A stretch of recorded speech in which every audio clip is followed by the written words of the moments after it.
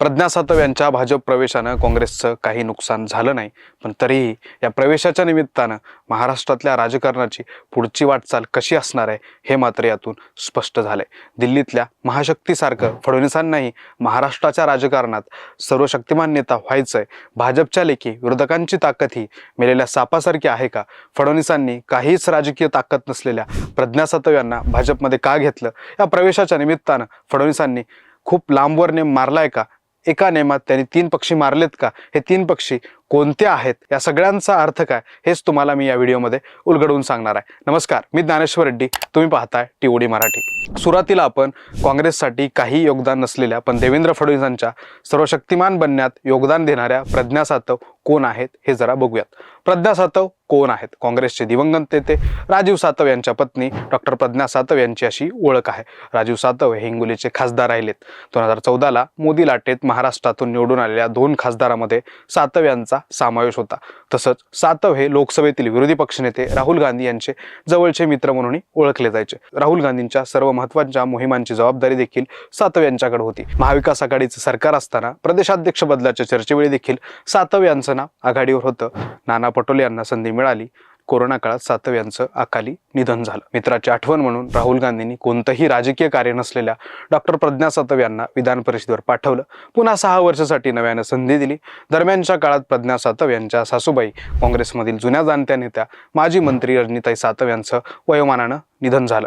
कळमनुरी मतदारसंघात सातव कुटुंबाचा प्रभाव आहे, पण राजीव सातव आणि रजनीताई सातव यांच्या जाण्याने कार्यकर्ते सैरभैर झालेत। प्रभाव क्षेत्रही कमी होतंय। याच पार्श्वभूमीवर डॉक्टर प्रज्ञा सातव यांचा भाजप प्रवेश झालाय का? अगदी 48 तासात नाट्यमयरित्या झालेल्या भाजप प्रवेशाने सर्वांनाच आश्चर्याचा धक्का दिलाय। पण हा केवळ एक साधा पक्षप्रवेश नाही, तर देवेंद्र फडणवीसांनी आखलेली एक अत्यंत चपखल राजकीय खेळी आहे। यातून त्यांनी एका दगडात 3 पक्षी मारलेत।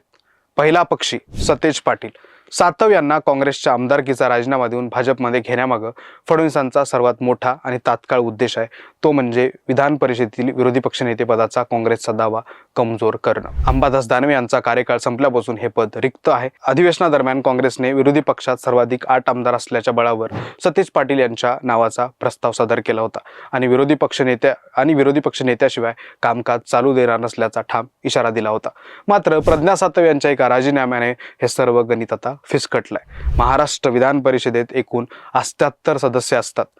नियमानुसार विरोधी पक्षनेतेपद मिळवण्यासाठी कोणत्याही एका विरोधी पक्षाकडे एकूण सदस्य संख्येच्या 10% म्हणजेच किमान 8 आमदार असणं अनिवार्य आहे असं सांगितलं जातंय। सातव यांच्या राजीनाम्यापूर्वी काँग्रेसकडे नेमके 8 आमदार होते, आता हे संख्याबळ 7 वर आले। यामुळं तांत्रिकदृष्ट्या काँग्रेस आता या पदासाठी अपात्र ठरली आहे असं काहींचं म्हणणं आहे। पण काही जणांच्या मते अशी काही नियमांची अट नाही, पण सध्याच्या घडीला नियम कानून काही असले तरी फडणवीसांच्या मनात काय हे महत्त्वाचं आहे आणि तीच गोष्ट सातवांच्या भाजप प्रवेशातून स्पष्ट झाली आहे। घटनात्मक अधिकार असलेलं विरोधी पक्षनेतेपदच जर नसेल तर सरकारला प्रश्नच विचारणारं कोणी नसेल अशी सोय केली जात आहे। दुसरा पक्षी संतोष बांगर, एकनाथ शिंदे।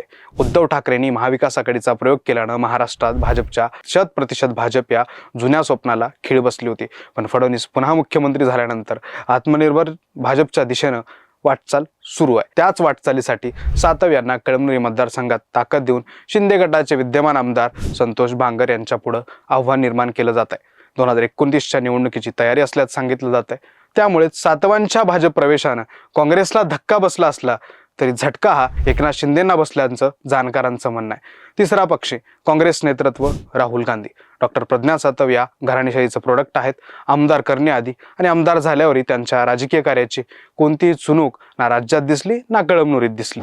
केवळ राहुल गांधी यांच्यामुळे सातव यांना मित्रप्रेमापोटी आमदार केल्यानं सातव यांच्या राजकीय महत्त्वाकांक्षांचा जन्म झाल्याचं स्थानिक पातळीवर बोललं जात आहे।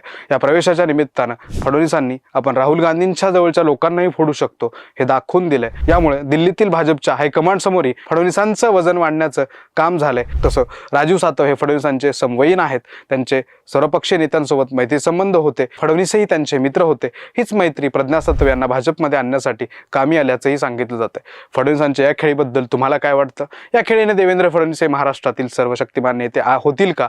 सतीश पाटील यांना विरोधी पक्षनेतेपद मिळू न देण्यामागं काय खेळ असू शकते आणि प्रज्ञा सातव यांना कळमनुरीमध्ये संतोष बांगर यांच्या पुढे आव्हान निर्माण करू शकतात का, हे आम्हाला कमेंट्समध्ये नक्की कळवा. व्हिडिओला लाईक करा, शेअर करा आणि आपल्या लाडक्या TOD मराठी चॅनलला सबस्क्राईब करायला विसरू नका.